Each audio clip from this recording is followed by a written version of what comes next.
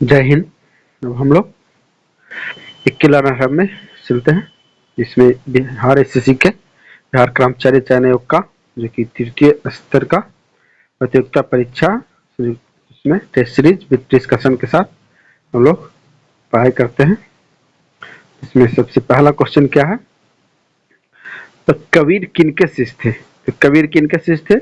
कबीर थे रामानंद के शिष्य। तो रामानंद कौन थे? कबीर रामानंद के शिष्य थे। रामानंद जो कि उत्तर भारत में राम नाम को लोकप्रिय बनाया। रामानंद ने जो कि उत्तर भारत वहाँ क्या है, अपना राम नाम का लोकप्रिय बनाया। और भक्ति आंदोलन की शुरुआत कहाँ हुई? दक्षिण भारत में हुई, लेकिन उत्तर भारत में रामानंद ने लाए। भक्ति आंदोलन की शुरुआत कहाँ हुई? तो दक्षिण भारत में भक्ति आंदोलन की शुरुआत हुई, लेकिन रामानंद जो कि उत्तर भारत में ये भक्ति आंदोलन लाए। और कबीरदास थे, कबीरदास जो गृह जीवन में रहकर मोक्ष प्राप्ति की अवधारणा करने वाले प्रथम संत थे। वही कबीरदास का स्मारक कहाँ है? तो यूपी में है। उसके बाद आते हैं दूसरा में, जनगणना 2011 के अनुसार बिहार में लिंगानुपात है। तो 2011 के अनुसार लिंगानुपात कितना है? 918, जो कि डी नंबर में है। तो 2011 के अनुसार बिहार का लिंगानुपात 918 है। वही है बिहार में शिशु लिंगानुपात 2011 के अनुसार कितना था? तो 935 था। शिशु लिंगानुपात 935 था। और वही बिहार में सर्वाधिक लिंगानुपात 2011 के जनगणना के अनुसार कौन से जिले में ज्यादा है? तो गोपालगंज में कितना? 1021 है। और सबसे कम लिंगानुपात 2011 की जनगणना के अनुसार मुंगेर में कितना? तो 876 लिंगानुपात। वही भारत में लिंगानुपात 2011 के अनुसार कितना है? तो 943। और भारत में सर्वाधिक लिंगानुपात किस राज्य में है? तो केरल राज्य में कितना? 1084। तो ये समान सुनिएगा और याद कर लीजिएगा। उसके बाद आप 3 नंबर में आते हैं, वन उत्पादन एवं कृषि किस सेक्टर में आता है? तो वन उत्पादन और कृषि आता है प्राथमिक सेक्टर में, जिसको बोलते हैं प्राथमिक सेक्टर। तो प्राथमिक सेक्टर के अंतर्गत और क्या क्या आता है? तो कृषि आता है, पशुपालन, वन, मत्स्य पालन एवं खाना आता है। तो प्रथम सेक्टर के कौन कौन है? कृषि, पशुपालन, वन, मत्स्य पालन एवं खाना आते हैं। और जो अल्प विकसित देशों में जीडीपी में सर्वाधिक योगदान प्राथमिक सेक्टर का होता है। जहाँ विकसित कम होता है जौन सा देश, वहाँ क्या होता है? जीडीपी में सर्वाधिक योगदान प्राथमिक सेक्टर का ही होता है।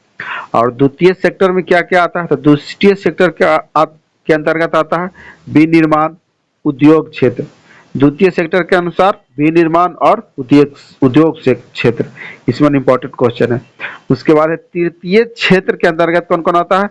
सेवा सेक्टर आता है। तृतीय क्षेत्र के अंतर्गत सेवा सेक्टर। और विकासशील विकसित देशों में तृतीय सेक्टर का योगदान सबसे अधिक होता है। जहाँ विकसित क्षेत्र वहाँ तृतीय सेक्टर का योगदान सबसे अधिक होता है। उसके बाद आते हैं 4 नंबर में, कमला की सहायक नदी है।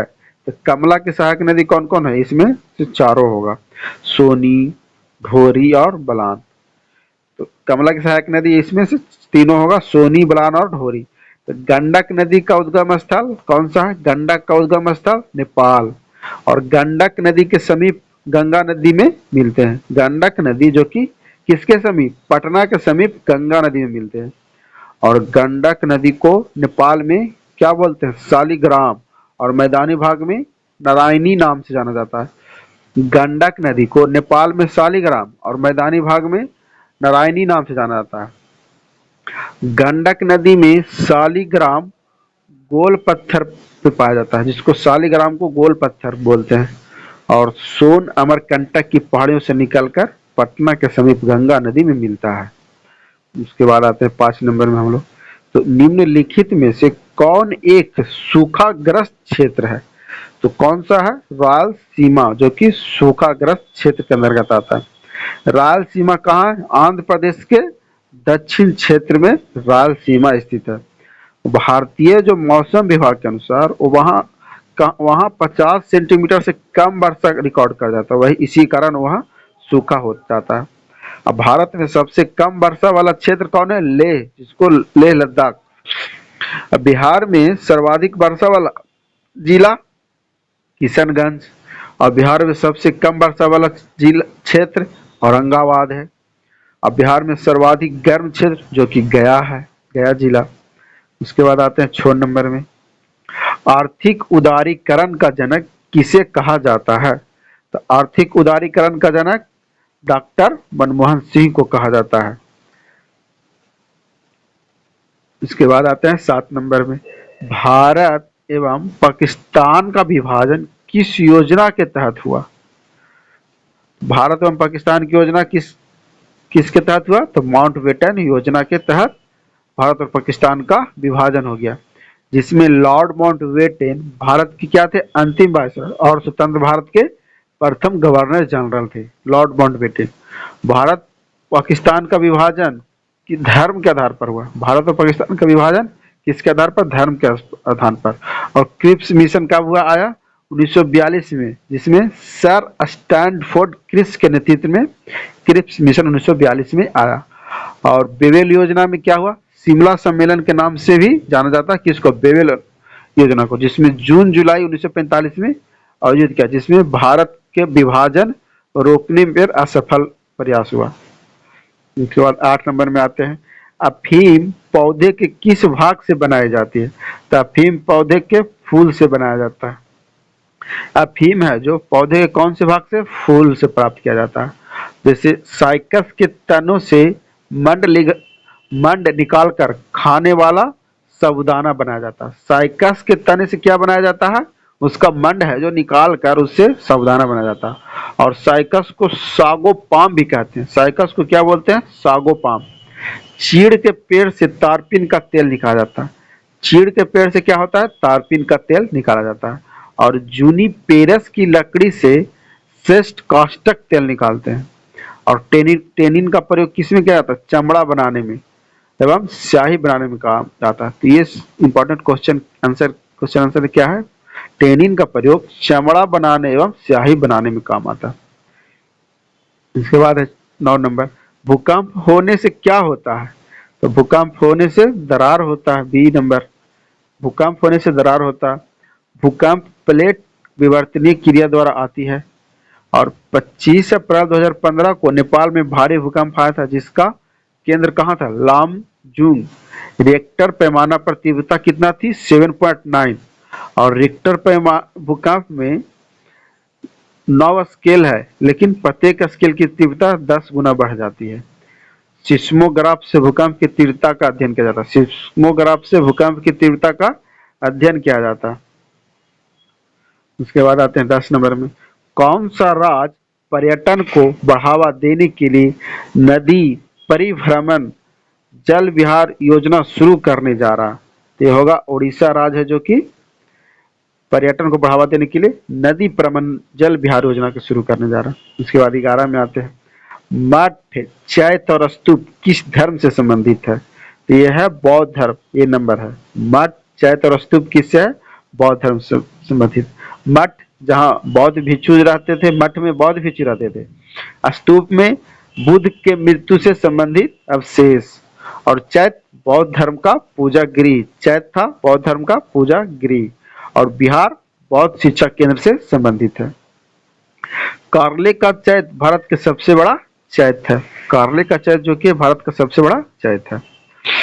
उसके बाद आते हैं 12 नंबर में, गौतम बुद्ध द्वारा विष्णु संघ की स्थापना कहाँ की गई? वो की गई सी नंबर, वैशाली में। गौतम बुद्ध द्वारा विष्णु संघ की स्थापना वैशाली में किया गया। वैशाली को नगर वधु या अम्रपाली ने बौद्ध धर्म अपनाया था। वैशाली की जो नगर वधु जो अम्रपाली थी, उसने बौद्ध धर्म अपनाया था। बौद्ध धर्म में संघ को लोकतांत्रिक पद्धति पर बनाया गया था। सारनाथ में बुद्ध ने प्रथम उपदेश दिए। संघ में प्रवेश को क्या कहा जाता है? उपसंपदा, जो कि बौद्ध धर्म में कहा जाता था। और बुद्ध जो कि कपिलवस्तु गणराज्य में जन्म लिए थे। बुद्ध कहाँ जन्म लिए थे? कपिलवस्तु में। बुद्ध का महापरिनिर्वाण कहाँ हुआ? कुशीनगर में हुआ।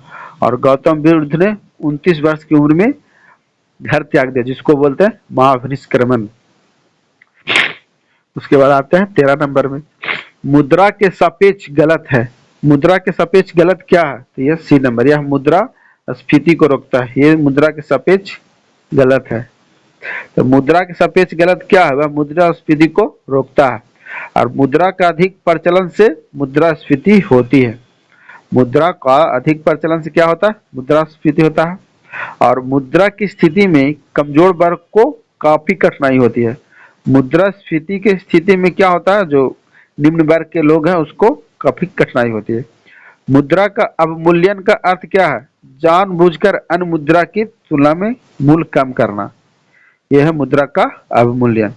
और मुद्रा के अवमूल्यन से आयात को कम किया जाता है और निर्यात को बढ़ाया जाता है और जनता के क्रय शक्ति में वृद्धि होती है, यह है मुद्रा का अवमूल्यन। अब आते हैं 14 नंबर में एलिसा।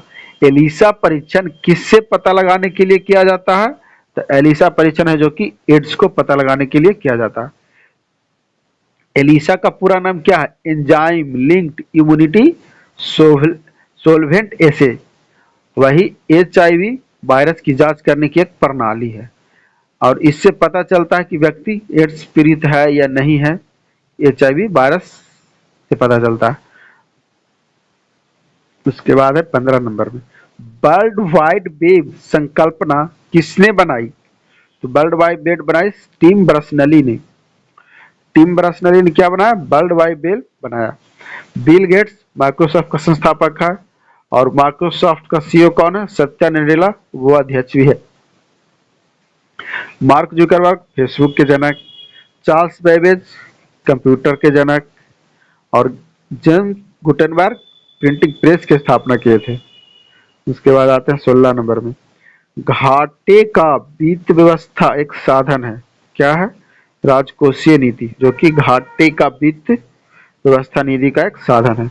घाटे का वित्त व्यवस्था के अंतर्गत किसी देश के सरकार जो कि आर्थिक कमजोरी को दर्शाता है। घाटे का जो वित्त व्यवस्था के अंतर्गत जो आता है वह किसी देश के जो सरकार की आर्थिक कमजोरी को दर्शाता है।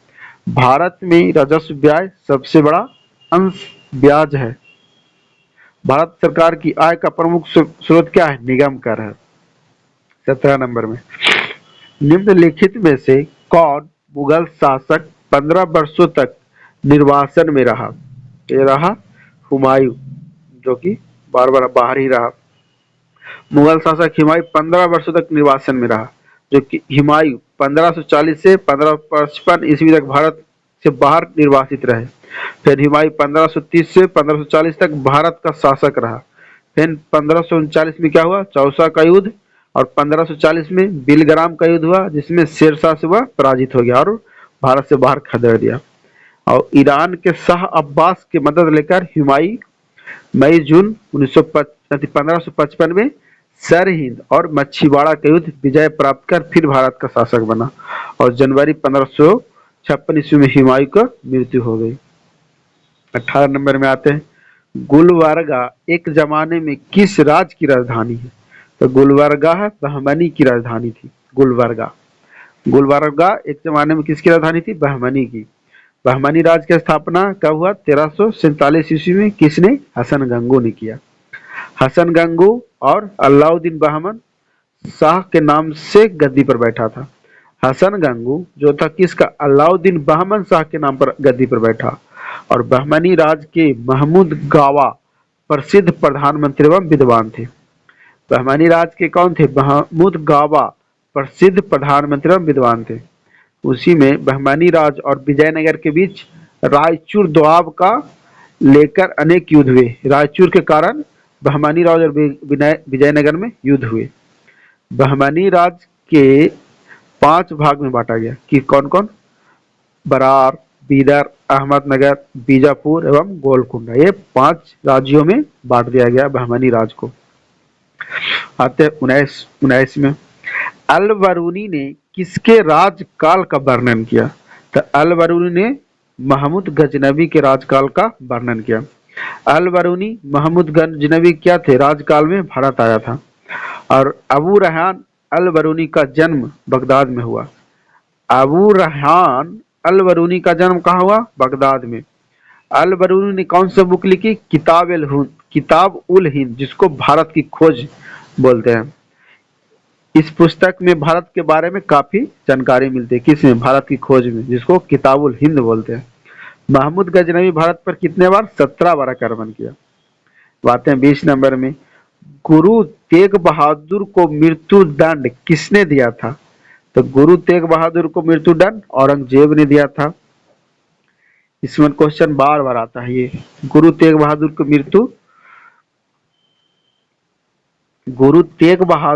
मृत्यु दंड किसने दिया था? तो औरंगजेब ने आता था। ये क्वेश्चन बार बार आती है।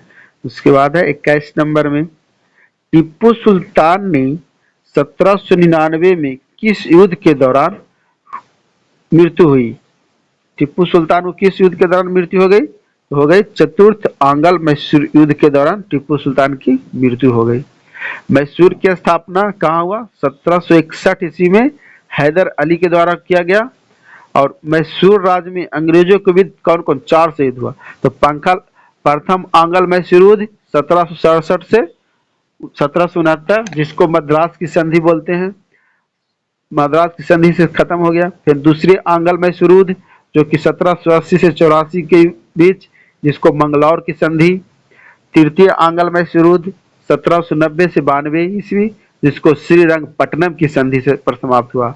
और चौथे आंग्ल मैसूर युद्ध जो कि 1799 ईस्वी में हुआ, उस समय गवर्नर लॉर्ड बेलेजली था। बात है 22 नंबर में, मौर्य काल में भारत का किन देशों से व्यापारिक संबंध था?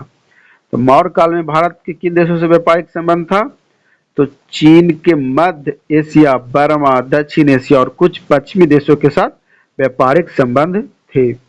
मौर्य वंश के संस्थापक चंद्रगुप्त मौर्य। मौर्य काल में चांदी के सिक्के को क्या कहा जाता था? पन कहा जाता था। और भारत में गुप्त काल में व्यापार मुख्यतः दक्षिण पूर्व देशों और चीन देशों के साथ होता था। संगम काल में रोम से व्यापार विस्तृत होता था। अब आते हैं 23 नंबर में, वर्ष 1928 में हिंदुस्तान सोशलिस्ट रिपब्लिक एसोसिएशन की स्थापना कहाँ हुई? ये हुई थी दिल्ली में। वर्ष 1928 में हिंदुस्तान सोशलिस्ट रिपब्लिक एसोसिएशन की स्थापना दिल्ली में हुई। किसके नेतृत्व में हुई? तो भगत सिंह के नेतृत्व में हिंदुस्तान रिपब्लिकन एसोसिएशन को नाम बदलकर हिंदुस्तान सोशलिस्ट रिपब्लिक एसोसिएशन रख दिया। भगत सिंह ने नौजवान सभा की स्थापना 1926 में किया और HRA की स्थापना 1924 में राम प्रसाद बिस्मिल, सचिंद्र नाथ सन्याल, योगेंद्र चटर्जी, चंद्रशेखर आजाद के द्वारा किया गया। HRA 9 अगस्त 1925 को ककोरी कांड को अंजाम दिया था। 24 में क्या है? All England open badminton championship 2022 में पुरुष एकल खिताब किसने जीता? तो यह जीता मोहम्मद सोहिबुल ने पुरुष एकल बैडमिंटन का चैंपियनशिप 2022 जीता। 25 नंबर में आते, महात्मा गांधी ने सर्वोदय की मान्यता किस पुस्तक से ग्रहण की थी? तो वे ऑन टू द लास्ट पुस्तक से ग्रहण की सर्वोदय की मान्यता। महात्मा गांधी अपना विचार विश्व के महान कृतियों से लिया। महात्मा गांधी ने सत्य, अहिंसा, उपवास, अवज्ञा, असहयोग आदि को अपना हथियार के रूप में प्रयोग किया। और गांधी जी का पहला सत्याग्रह दक्षिण अफ्रीका। महात्मा गांधी 9 जनवरी 1915 को भारत अंतिम रूप से आ गए, जिसको प्रवासी भारतीय दिवस 9 जनवरी को मनाया जाता है। महात्मा गांधी ने जॉन रॉकिंस, लियो टॉलस्टॉय, थेरो आदि से बहुत प्रभावित हुए और महात्मा गांधी का गीता सबसे प्रिय पुस्तक है। उसके बाद आते हैं 26 में, बिहार का पहला दैनिक हिंदी समाचार पत्र कौन था? तो बिहार का दैनिक हिंदी समाचार पत्र सर्वहितैषी। बिहार का पहला दैनिक हिंदी समाचार पत्र सर्वहितैषी है। सर्वहितैषी समाचार पत्र 1890 में पटना से प्रकाशित हुआ। और तब बिहार हेराल्ड गुरु प्रसाद सेन ने 1875 ईस्वी में निकालना शुरू किया और भारत में जेम्स हिक्की को समाचार पत्र का जनक माना जाता है। भारत में जेम्स हिक्की को क्या समाचार पत्र का जनक माना जाता है। अब भारत में हिंदी का प्रथम समाचार पत्र उदंत मार्तंड था, जो कि उदंत मार्तंड 1826 में जुगल किशोर द्वारा लिया गया। अब आते हैं 27 में,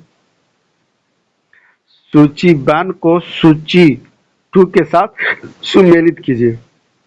तो सुमेलित करना है, तो जिसमें सबसे पहले क्या है, मेरे शरीर पर पड़ी एक एक लाठी ब्रिटिश सरकार साम्राज्य के कफन में कील सिद्ध होगा। तो यह है लाला लाजपत राय के द्वारा बोला गया। और दूसरा में क्या है, बी में, हमने घुटने टेक कर रोटी मांगी किंतु उत्तर में हमें पत्थर मिला। ये महात्मा गांधी के द्वारा बोला गया। उसके बाद 30 में, सतत जागरूकता ही स्वाधीनता का मूल्य है। ये जवाहरलाल नेहरू के द्वारा बोला गया। और डी में है, इनकलाब जिंदाबाद का नारा। था इनकलाब जिंदाबाद का नारा भगत सिंह के द्वारा। तो इसका होगा कौन सा, इसका होगा बी नंबर में। उसके बाद 28 नंबर में आते हैं, 1940 के व्यक्तित्व सविनय अवज्ञा आंदोलन में दूसरा सत्याग्रही किसे चुना गया। तो जवाहरलाल नेहरू को दूसरा सत्याग्रह और पहला विनोबा भावे को। तो 1940 में व्यक्तिगत अवज्ञा आंदोलन में दूसरा सत्याग्रह जवाहरलाल नेहरू थे। और 17 अक्टूबर 1940 को व्यक्तिगत सत्याग्रह प्रारंभ हुआ। प्रथम सत्याग्रह विनोबा भावे थे और तीसरे सत्याग्रह कौन थे, ब्रह्मचारी थे। प्रथम सत्याग्रह विनोबा भावे, दूसरा जवाहरलाल नेहरू और तीसरा ब्रह्मचारी। दक्षिण अफ्रीका से 1915 में गांधी जी के लौटने के बाद प्रथम सफल सत्याग्रह बिहार के चंपारण में 1917 में, जिसमें 1917 में चंपारण के जो राजकुमार शुक्ल थे, उसने गांधी जी से लखनऊ में भेंट करने के लिए गए और वहां चंपारण आने का आग्रह किए। और रविन्द्रनाथ टैगोर ने चंपारण सत्याग्रह के दौरान ही उन्होंने महात्मा की उपाधि दी थी, महात्मा की उपाधि। इसके बाद 29 नंबर में, लोकमान्य तिलक किस विचारधारा के पोषक थे। तो लोकमान्य तिलक थे उग्रवादी विचारधारा के थे। बाल गंगाधर तिलक को भारत में उग्रवादी विचार का जनक माना जाता है। और उसमें कौन कौन नेता थे, बाल गंगाधर तिलक, बिपिन चंद्र पाल, लाला लाजपत राय उग्रवादी विचार के नेता थे। भारतीय स्वतंत्रता संग्राम के 3 चरण। पहला, उग्रवादी कांग्रेस काल 1885 से 1905। दूसरा है उग्रवादी विचारधारा का कार्यकाल 1905 से 1919। और गांधी युग 1919 से 1947। ये 3 भारतीय स्वतंत्रता संग्राम के 3 चरण। अब आते हैं 30 नंबर में, 1923 ईस्वी में चित्तरंजन दास और पंडित मोतीलाल नेहरू ने जिस स्वराज दल का निर्माण किया था उसका मुख्य कार्यक्रम था, क्या था उसका मुख्य कार्यक्रम, चुनाव जीतकर विधानमंडल में जाकर सरकार का विरोध करना। ये क्या था, चित्तरंजन और मोतीलाल नेहरू के स्वराज दल के निर्माण का मुख्य कारण था। स्वराज पार्टी की स्थापना कब हुई, 1923 में। कहा, इलाहाबाद के आनंद भवन में हुआ। स्वराज पार्टी 1925 में केंद्रीय विधानमंडल में विट्ठल भाई पटेल को स्पीकर बनाने में सफलता प्राप्त की। उसके बाद स्वराज पार्टी का मुख्य उद्देश्य वैधानिक तरीके से अंग्रेजों का विरोध करना था। और स्वराज पार्टी 1919 के भारतीय परिषद एक्ट के अधीन चुनाव में भाग लेकर सदन के अंदर जाकर ब्रिटिश सरकार का विरोध करने का लक्ष्य निर्धारित किया। अब आते हैं 31 में, द कॉमनवेल्थ ऑफ क्रिकेट पुस्तक के लेखक कौन है। तो ये है Ramachandra Guha, the Commonwealth of cricket पुस्तक के लेखक। आते हैं 32 नंबर में हम लोग, सर्वोच्च न्यायालय को संविधान के किस अनुच्छेद के अंतर्गत मूल अधिकारों की रक्षा के लिए लेखा रिट जारी करने का अधिकार है। तो यह है अनुच्छेद 32। अनुच्छेद 32 के अंतर्गत सर्वोच्च न्यायालय संविधान के अधीन अधिकार को रक्षा के लिए रिट जारी कर सकता है। और अनुच्छेद 32 को डॉक्टर अंबेडकर ने क्या कहा, संविधान का हृदय और आत्मा। और अनुच्छेद 32 के अंतर्गत मौलिक अधिकार के हनन होने पर 5 रिट उच्चतम न्यायालय जारी करता है। पहला कौन है, बंदी प्रत्यक्षीकरण। दूसरा अधिकार परीक्षा। तीसरा उत्प्रेषण। और चौथा प्रतिषेध। और पांचवा है परमादेश। ये है अनुच्छेद 32 का रिट उच्चतम न्यायालय द्वारा जारी करता है। भारतीय संविधान में मौलिक अधिकार संयुक्त राज्य अमेरिका से लिया गया और मौलिक अधिकार संविधान के अनुच्छेद 12 से 35 तक है। 33 में अब आते हैं। अध्यादेश जारी करने का अधिकार राष्ट्रपति का कौन सा अधिकार है? यह है विधायी अधिकार। राष्ट्रपति का अध्यादेश जारी करने का राष्ट्रपति का विधायी अधिकार है, क्योंकि जो अनुच्छेद 123 के अधीन राष्ट्रपति अध्यादेश जारी कर सकता है। अध्यादेश उसी समय राष्ट्रपति जारी कर सकता है जब सदन का सत्र नहीं चलता, और संसद सत्र शुरू होने के 6 सप्ताह के अंदर अध्यादेश का अनुमोदन अनिवार्य है। और अनुच्छेद 213 के अंतर्गत राज्यपाल को अध्यादेश जारी करने का भी अधिकार है। अनुच्छेद 213 के अंतर्गत भारतीय परिषद अधिनियम 1861 के द्वारा भारत में सर्वप्रथम वायसराय को अध्यादेश जारी करने का अधिकार दिया गया था। अब आते हैं 34 नंबर में। राज्यसभा को लोकसभा की तुलना में कम अधिकार है, इस संबंध में निम्नलिखित में से कौन सही नहीं है? तो 34 का कौन सही नहीं? ए, जो कि संवैधानिक संशोधन संबंधी प्रस्ताव लोकसभा में रखा जाएगा और वहां स्वीकार होने पर ही राज्यसभा में रखा जाएगा। ये तो कहीं से भी चालू हो सकता है, चाहे राज्यसभा हो चाहे लोकसभा हो। राज्यसभा को लोकसभा के बराबर अधिकार संविधान संशोधन विधेयक के संबंध में है। जैसे राज्यसभा के संबंध में विधेयक एवं संविधान संशोधन विधेयक पर संयुक्त अधिवेशन नहीं बुलाया जा सकता। राज्यसभा राज्यों के हित की सभा है और राज्यसभा में कितना 12 सदस्य राष्ट्रपति द्वारा मनोनीत होते हैं, और अनुच्छेद 312 के अधीन क्या अखिल भारतीय सेवा का सृजन और उत्पन्न करने वाला प्रस्ताव लाने का अधिकार है। बातें हैं 35 नंबर में। राज्य के राज्यपाल की क्या स्थिति होती है? राज्य के राज्यपाल की स्थिति क्या होती है? इसका होगा वह राज्य की कार्यकारिणी का अध्यक्ष होता है। राज्यपाल राज्य की कार्यकारिणी का अध्यक्ष होता है। राज्यपाल राज्य के संवैधानिक प्रमुख होते हैं, और राज्यपाल की नियुक्ति राष्ट्रपति द्वारा, जो कि अनुच्छेद 155 के तहत, और राज्यपाल अनुच्छेद 164 के अंतर्गत मुख्यमंत्री को नियुक्त करता है, और राज्यपाल मुख्यमंत्री की सिफारिश पर अन्य मंत्रियों को भी नियुक्त करता है, और मुख्यमंत्री राज्य शासन के प्रधान होते हैं। उसके बाद 36 नंबर में आते हैं। भारत के शासन को संसदीय कहा जाता है क्योंकि कार्यकारिणी व्यवस्थापिका के प्रति उत्तरदायी है, इसीलिए भारत को संसदीय शासन को संसदीय कहा। भारत संसद विभाग व्यक्तिगत रूप से अपने क्षेत्र विशेष के लिए उत्तरदायी है। संसदीय प्रणाली का जनक ग्रेट ब्रिटेन है, और भारत में संसदीय प्रणाली ग्रेट ब्रिटेन से लिया गया। और संघ एक मंत्री व्यक्तिगत रूप से राष्ट्रपति के प्रति उत्तरदायी होते हैं। उसके बाद आते हैं 37 नंबर में। निम्नलिखित में से कौन से प्रकार के प्राधिकार भारत के राष्ट्रपति के पास है? वो है कौन से होगा? डी नंबर 2 और 4। तो 2 में क्या है? औपचारिक कानून और संवैधानिक नाम मात्र। संसदीय प्रणाली में संवैधानिक प्रमुख नाम मात्र के अध्यक्ष होते हैं, और वास्तविक शक्ति प्रधानमंत्री और उनके मंत्रिपरिषद में होते हैं। और संसदीय प्रणाली ग्रेट ब्रिटेन में संसद को सर्वोच्चता प्रदान करता है। भारत की संविधान की सर्वोच्चता, भारत में संविधान की सर्वोच्चता। 38 नंबर में आते हैं। संवर्ती सूची के विषयों पर केंद्र व राज्य दोनों ही कानून बना सकता है, परंतु दोनों में विरोध की स्थिति में क्या होगा? केंद्र और कानून मान्य होगा, केंद्र का कानून मान्य होगा। जब संवर्ती सूची के विषय पर केंद्र और राज्य दोनों का कानून बन सकता है, परंतु दोनों विरोध की स्थिति में क्या होगा? केंद्र का कानून मान्य होगा। भारतीय संविधान का जो अनुच्छेद 246 में 3 सूची की चर्चा की गई, जिसमें पहला है संघ सूची, संवर्ती सूची और राज्य सूची।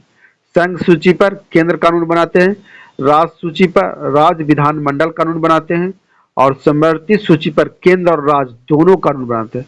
अब मतभेद होने पर क्या होगा? केंद्र द्वारा बनाया गया कानून को प्राथमिकता दी जाएगी। उसके बाद है 39 में। उत्तर पूर्वी मानसून से सर्वाधिक वर्षा प्राप्त करने वाला राज्य कौन है? वह है सी तमिलनाडु। उत्तर पूर्वी मानसून से सर्वाधिक वर्षा तमिलनाडु में होता है। भारत में वर्षा मुख्यतः दक्षिण पश्चिम मानसून से होती है और मानसून हवा की खोज हिप्पलस ने 45 ईस्वी में किया। भारत में मानसून दो ओर से प्रवेश करता है, एक केरल तट से और दूसरा पश्चिम बंगाल से। मानसून हमारी अर्थव्यवस्था को प्रभावित करता है। अब आते हैं 40 में। हॉकी विश्व कप पुरुष विश्व तेईस का आयोजन कहाँ किया जाएगा? वो होगा भारत उड़ीसा में। हॉकी विश्व कप पुरुष वाला विश्व तेईस का और भारत उड़ीसा। 41 में। निम्नलिखित में से किसको पर्ल ऑफ साइबेरिया कहा जाता है? पर्ल ऑफ साइबेरिया किसको कहा जाता है? बैकाल झील को पर्ल ऑफ साइबेरिया कहा जाता है। विश्व की सर्वाधिक गहरी झील रूस के साइबेरिया क्षेत्र में स्थित बैकाल झील है। इसकी गहराई 1642 मीटर 5387 फीट। उसी के बाद एक ग्रेट बेयर झील उत्तरी अमेरिका के बोरिंग जंगल का एक झील है, बोरियल जंगल का एक झील है। विश्व का सबसे बड़ा झील सुपीरियर झील। अब विश्व का सबसे ऊंचाई पर स्थित झील टीटीकाका झील। और विश्व का सबसे नमकीन झील बॉन झील। और भारत का सबसे नमकीन झील सांभर झील। उसके बाद है 42 में। सीढ़ीदार खेती अधिक होती है। सीढ़ीदार खेती पर्वतीय क्षेत्र में अधिक होती है। सीढ़ीदार खेती में चाय के लिए उपयुक्त है। भारत में चाय की खेती 1835 में हुआ और भारत में सर्वाधिक चाय की खेती असम राज्य में होता है। और जापान में गहन कृषि किया जाता है। जापान में क्या हो? गहन कृषि।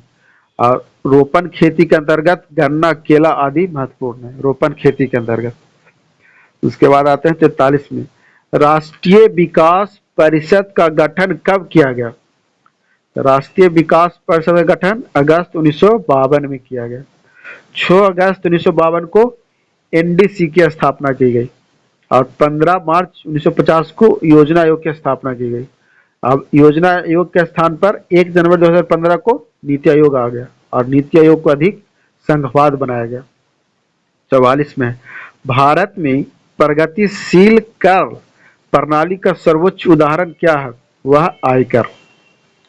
भारत में प्रगतिशील कर का सर्वोच्च उदाहरण आयकर है। और आयकर का किसके केंद्र द्वारा लाया जाता है और वसूल किया जाता है और केंद्र राज्य के बीच बांट देता है। आयकर एक्ट के आधार पर 88 के अधीन रियायत आयकर दिया जाता है और आयकर कानून 1860 ईस्वी में भारत में लाया गया था। उसके बाद आते हैं 45 नंबर में। परिवर्तनशील आरक्षित अनुपात और खुला बाजार कार्यवाही किसके साधन है? यह मौद्रिक नीति का साधन है। उसके बाद आते हैं 46 में। भारत का आर्थिक सर्वेक्षण प्रति वर्ष प्रकाशित किया जाता है। तो वित्त मंत्रालय भारत सरकार के द्वारा भारत का आर्थिक सर्वेक्षण प्रति वर्ष वित्त मंत्रालय भारत सरकार द्वारा प्रकाशित होता है। और योजना आयोग गैर संवैधानिक संस्थान है। नीति का फुल फॉर्म क्या है? National institution for transforming India होता है, जो कि राजीव गढ़िया क्या है? नीति आयोग के प्रथम उपाध्यक्ष थे। भारत में योजना आयोग द्वारा पंचवर्षीय योजना बनाया जाता था। अब आते हैं 47 में। हाल ही में लॉन्च किए गए भारतीय तटरक्षक जहाज के चारों अपतटीय गश्ती जहाज का क्या नाम है? तो यह सार्थक नाम है। 48 में आते हैं। टाटा आईपीएल विश्व 22 का ऑफिशियल पार्टनर किसे बनाया गया? ऑफिशियल पार्टनर तो रुपये को ऑफिशियल पार्टनर बनाया गया। 49 में। भारत का सबसे बड़े तैरते सौर ऊर्जा संयंत्र का उद्घाटन किस राज्य में किया गया? तमिलनाडु में किया गया तैरते सौर ऊर्जा का उद्घाटन। 50 नंबर में क्या है? किस भारतीय महिला को संयुक्त राष्ट्र महिला पुरस्कार विश्व 21 से सम्मानित किया गया? यह दिव्या हेगड़े को भारतीय महिला की संयुक्त राष्ट्र महिला पुरस्कार विश्व 21 से सम्मानित किया गया, जो थी दिव्या हेगड़े। वीडियो अच्छी लगी तो लाइक करें और सब्सक्राइब करना ना भूलें और दोस्तों को भी शेयर जरूर करें।